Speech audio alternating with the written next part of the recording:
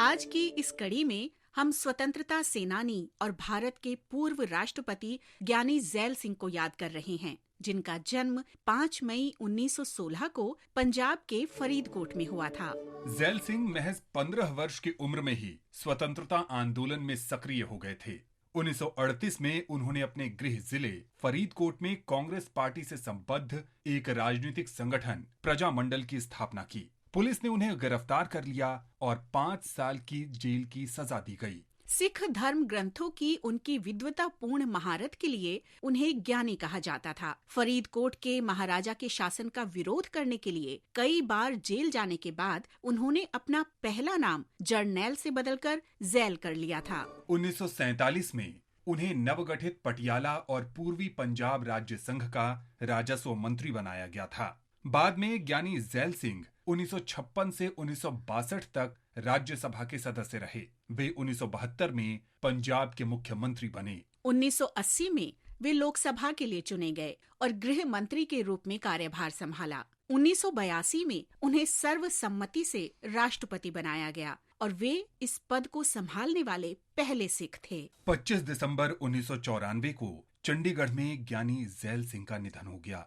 हम इस महान भारतीय को नमन करते हैं। हम क्रांतिकारी स्वतंत्रता सेनानी नेपाल मुखर्जी को भी याद कर रहे हैं, जिन्हें 5 मई 1917 को राजनीतिक बंदी बनाया गया था। ढाका जिले के निवासी नेपाल मुखर्जी ढाका अनुशीलन समिति के साथ साथ युगांतर पार्टी के एक प्रमुख सदस्य भी थे। वो क्रांतिकारी अतुल घोष और युगांतर पार्टी के अन्य प्रमुख सदस्यों के घनिष्ठ सहयोगी थे।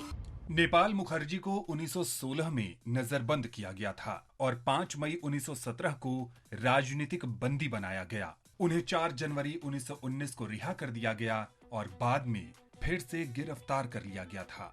जून 1926 में कोमिला में नजरबंदी के दौरान नेपाल मुखर्जी की मृत्यु हो गई। हम चटगांव रिवोल्यूशनरी पार्टी के सदस्य मनोरंजन सेन को भी याद करते हैं, जो 5 मई 1930 को ब्रिटिश सेना द्वारा मारे गए थे।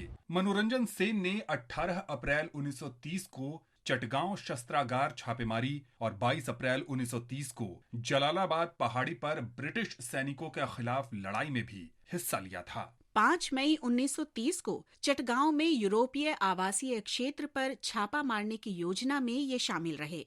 मनोरंजन सेन को सैन्य गार्डों ने उस समय घेर लिया और मुठभेड़ में मार डाला। भारत के इस महान सपूत को हम नमन करते हैं।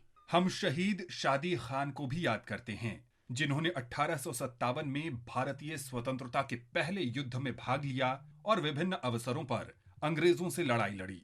उन्होंने स्वतंत्रता सेनानियों के एक समूह का नेतृत्व किया और दिल्ली की ओर कूच किया। रास्ते में ब्रिटिश सैनिकों ने एक झड़प के दौरान शादी खान को पकड़ लिया और अंग्रेजों के खिलाफ राजद्रोह का आरोप लगाया। उन्हें अप्रैल 1858 में कालापानी की कठोर सजा सुनाई गई। 5 मई 1859 को अंडमान द्वीप समूह में ही उनकी मृत्यु हो गई।